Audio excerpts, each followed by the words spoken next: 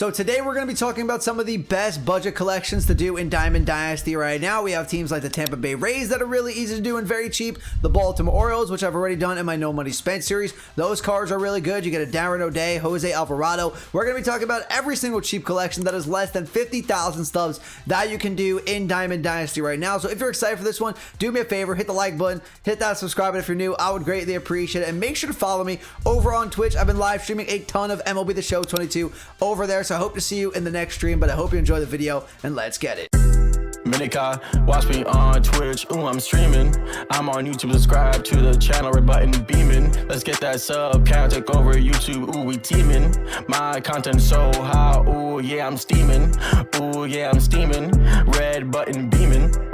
So today we are talking collections, and the collections that are going to be cheap for a lot of you guys to complete, and the ones that are actually beneficial to you, the ones that are actually going to give you cards that you will use on your main team. Let's go to some teams, for example, that you're not going to use. Let's go to the Detroit Tigers. I don't think you should ever use this Hal Newhouser card, so I'm not going to be telling you teams like this. The Tigers are definitely a cheap team to do, probably going to cost you less than 10,000 stubs. If I'm being honest, they have one gold in Javier Baez, but that card is so bad as Hal Newhouser. There's no reason why you should be using him. So we are going to check out just about every single team in this video. Now, we're not going to look at the Angels or the Dodgers or the Blue Jays, a team that we know is going to cost a lot of stubs. I'm going to try to keep the budget to about 50,000 stubs here to do the collections. So anybody that's on the borderline, let's say like the Red Sox who have Chris Sale, a few goals, they're probably on the borderline of about 50,000 stubs. That's a team we will check out in this video. But let's go team by team and see which cards are actually worth it. And a team I do know is worth doing their collection costs about 8,000 stubs to do, and you get 1,500 stubs just about. You get 200 stubs for collecting 10 of these cards, 200 more for collecting 20, 400 for collecting 30, that's 800 stubs right there, and then 500 stubs again for collecting every single card in the Baltimore Orioles collection. So you're going to get 1,300 stubs back, and the collection only costs about 8,500 stubs for the Baltimore Orioles, and you are going to go ahead and get this 82 overall Darren O'Day for your bullpen. And Darren O'Day might not look like he has the best stats, 91 hits per 9, 95 Ks per 9, but it goes above the stats for me with Darren O'Day cards. If you use the Silver and Battle Royale events on your main team, whatever, you know he has that funky release. It's very difficult to time up Darren O'Day's release, especially for newer players that you're playing against. If they can't time up Darren O'Day, you're going to have a field day with this card. It's a slider, 4-seam fastball, sinker, changeup, and for just about 10,000 stubs, maybe even a little bit less, you're going to get a great bullpen arm for your bullpen. Now let's talk about the Red Sox. I did mention we would talk about them, and we have 88 overall Kevin Youkilis for getting every single card in the Red Sox collection. And this is a card that does look solid, but not worth it in my opinion. Not even a top 10 first baseman in the game, in my opinion, because he just doesn't have the power to be a first baseman. You can get way cheaper guys that are better, in my opinion, than Kevin Youkilis, because let's say this collection costs about 50,000 stubs, which I'm sure it's close to or even more than 50,000 stubs. You can get Joey Votto, Josh Bell from Faces of the Franchise. You can go ahead and get Matt Olson's live series card. You can get the cover athlete Ryan Howard, the cover athlete David Ortiz, all for cheaper than this Kevin Youkilis card. So I would say this collection, the Red Sox collection, not going to be worth it. The Yankees are going to be a little more than 50,000 stubs. This Gary Sanchez card, though, is worth it. One of the best catchers in the game with 96 power against righties, 111 against lefties. So if you happen to have Garrett Cole or Aaron Judge and you don't plan on selling them, I think doing this collection is worth it. But this won't be a collection we'll focus too much on because it's not less than 50,000 stubs. The Rays, though, definitely worth it. Another collection I did for my No Money Spent series, because this 85 overall Jose Alvarado comes with Outlier, which is amazing on his 2-seam fastball. So that's going to get up to 102 miles an hour. Has a slider, curveball, 4-seam fastball, and he's a lefty arm coming out of the bullpen. 104 hits per 9, 97 Ks per 9, 99 velo, 99 break. All 4 pitches with the pitch breaker 87 and above. This card's absolutely filthy, and it costs about less than 20,000 stubs to do the Tampa Bay Rays. So definitely go ahead and do the Rays. We're not going to talk about the Blue Jays. They have Vlad Jr., and that card alone costs about 130,000 stubs. Then we have the Minnesota Twins. Now, this is kind of like the Boston Red Sox. They have one diamond. They have Byron Buxton. You're going to get a new legend. 86 overall Justin Morneau. But again, not a top 10 first baseman in the game. Not worth doing it, in my opinion. Doesn't have the power to be a top 10 first baseman in the game. If you want to use Justin Morneau that badly, you can go ahead and do it. If you're a Twins fan, obviously, you're probably going to wind up doing this collection. Or if you're on your way to getting Randy Johnson, you're going to have to do this collection at some point. But I would just wait for a better Justin Morneau card in the future. If you're actually looking to get this Justin Morneau card, from the Twins collection to use as your starting first baseman. Not worth it in my opinion. The Kansas City Royals, we have this Eric Hosmer again, 1 diamond, another first baseman. They love giving first basemans in these collections, and Eric Hosmer is probably worse than Morneau and worse than Kevin Youkilis, and they all cost about the same. Another lefty bat here for Eric Hosmer. The power though for a first baseman, not going to cut it, has no secondary positions. He has great contact against righties, but that's about it. He is a very good fielder. He does have solid speed though for a first baseman, so if you're looking for a first baseman that could possibly steal you some bases, I guess Eric Hosmer is going to be your guy, but in my opinion, not worth it. Now we're going to talk about the Tigers, and I did already talk about them basically, and Hale Newhouser is not worth it. This card is not good at all. The only reason why you're going to do the Tigers collection is to get the AL Central done, and eventually MLB, AL, all that stuff. This collection is very cheap, so if you're just looking to bang out some collections just to get them done, you could easily do this for less than 10,000 stubs. The only somewhat expensive card is going to be Javier Baez for about 2,500 stubs, and then after that, everybody's going to be silvers, bronzes that are going to cost less than 500 stubs. So it's a very cheap collection to do, and you're going to get some stubs back by doing the collection.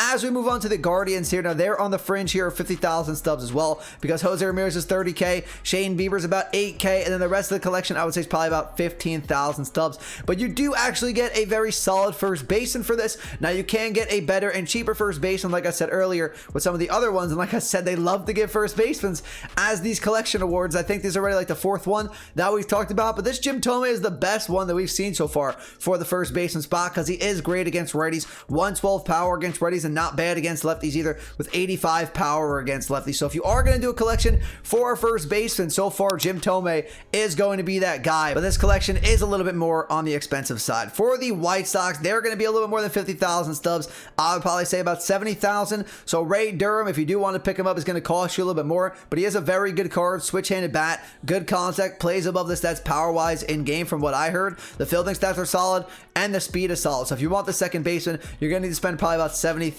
stubs, but it's right on the fringe there of 50,000. Once again, if you get some buy orders in, maybe you can get it a little bit cheaper. As we're going to move on to the American League West, the Houston Astros, are they going to be about 50,000 stubs? I actually don't know too much. So we have Tucker, Verlander, and Altuve.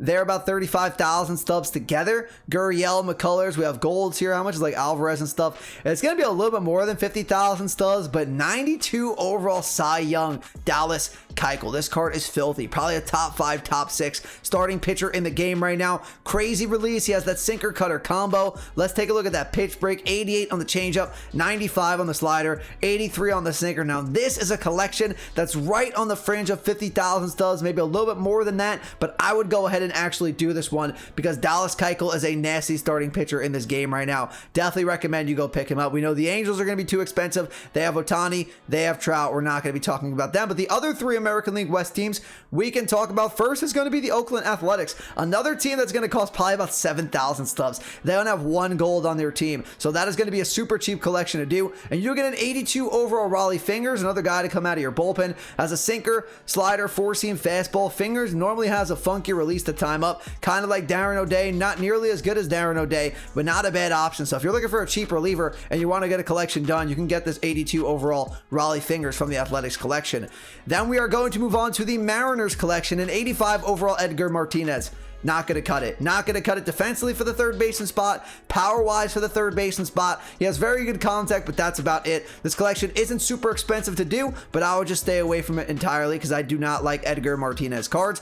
And then the Texas Rangers, this 85 overall Mike Napoli is disgusting. One of the best collection cards in the entire game, and this collection is not super expensive to do. They have 1 diamond to get, and Mike Napoli is amazing. You can play him at catcher. His fielding stats aren't the best for the catcher position, so you actually might want to use him at first base, and he has the power to be a first baseman on your team. 92 power against righties, 91 against lefties. Good enough contact for the first baseman spot. You probably could get away with him being a catcher right now if you really wanted to, but you probably want to play him at first base. But the only diamond you have to get here is going to be Marcus Semien for about 14,000 stubs with a buy order. Corey Seager is somewhat expensive, 1,500 stubs, but you could probably get this done for about 25,000 stubs. Then you're going to get 1,000 stubs back. So it's probably only going to cost you about 24,000 stubs, and Mike Napoli is absolutely absolutely disgusting. So I would go ahead and get that card. Now we're going to move on to the National League, and we have the Washington Nationals. You have to get Juan Soto. After that, it's probably going to cost you about 10,000 stubs to finish the collection, and you get an 87 overall Steven Strasburg. And the pitch break on this card is actually nasty, but I don't think he's worth it. The Phillies are going to be right on the fringe here because they have Harper and Zach Wheeler together. Those cards are about 27,000 stubs. The other guys I would say are about 23,000 stubs, maybe a little bit cheaper, maybe a little bit more. Aaron Nola, Realmuto, I think is like 2,000 stubs.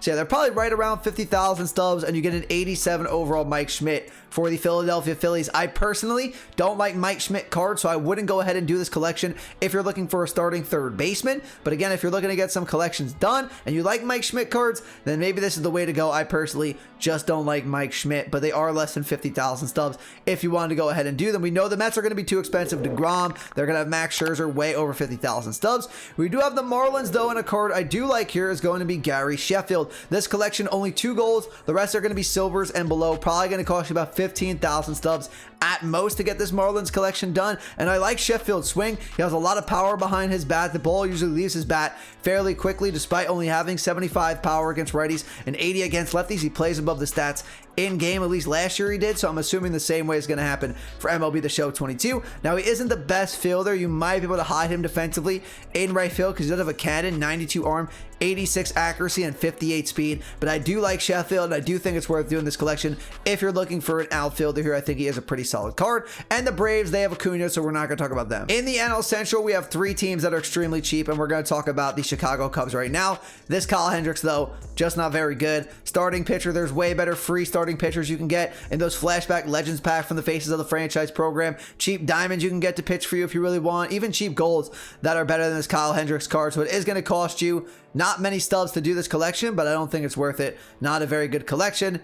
Tony Perez, I actually don't know much about this card. He's not very good for a first baseman. Bad power, okay contact, but for a first baseman, there's way better options than Tony Perez. So the Reds, once again, not worth doing. The Brewers are going to be too expensive because Burns, Hader, and Woodruff, they're going to be too expensive for a 90 overall Robin Yount. He's going to be too expensive to get right now, so we can't talk about them. The Pirates, Willie Stargell, he has a lefty bat. He has okay power. You would play him at first base over left field or right field. Another card I don't think is worth it. 6 teams left, and we're going to finish off the Central right now, and the Cardinals collection is probably going to be on the brink of 50,000 stubs. You have Arenado, that's about 25,000. After that, the rest of these guys probably going to cost about 25,000. But I do like Lee Smith. I liked this card last year. This card's really good. He has a pretty nasty forkball. A lot of people struggle with touching that pitch. The fastball is going to get to 97 miles an hour. Has a slider and a cutter as well to go with that forkball. Okay per 9 stats at the beginning of the year for a reliever. He might phase out fairly quick, but he's not going to be bad for you right now. I do think it's worth it, especially if you do already have Nolan Arenado. The Giants have Willie McCovey. This isn't worth it. It's like another first baseman. I know he's a left fielder, but you're going to play him at first base, and he's not as good as some of the other options. The Padres have Tatis. We're not going to talk about them. They're too expensive. The Dodgers, obviously, I don't even have to go there. They're going to be way too expensive. We're going to have the Rockies, though, and then we're going to have the Diamondbacks to finish this off. Larry Walker normally has some pretty good cards. This card doesn't look great. He does look good in the field. He has decent contact stats. The power, though, too low. The speed isn't that great. So I would say it's probably not worth it for this Larry Walker card, but it is going to be really cheap to go ahead and do this collection. As for the Arizona Diamondbacks, they have 1 diamond, and that is Ketel Marte. After that, the rest of this collection probably going to cost you less than 10,000 stubs. So for about 20,000 stubs, this Brandon Webb, this 85 overall Brandon Webb, per 9 stats are going to be trash. Don't get me wrong, but a lot of pitchers right now, especially starting pitchers, don't have great per 9 stats, but he has that sinker cutter combo. The pitch control is okay, and the pitch break is okay. So if you're looking for a starting pitcher and you want a diamond, you want a collection reward, this Brandon Webb's actually not bad. All right, everyone, that's going to do it for the video today. I hope you all enjoyed it. If you did and you found it useful, do me a favor, hit the like button, hit that subscribe button if you're new. I would greatly appreciate it, and I'll talk to you all in the next video. Have a great rest of your day. Peace.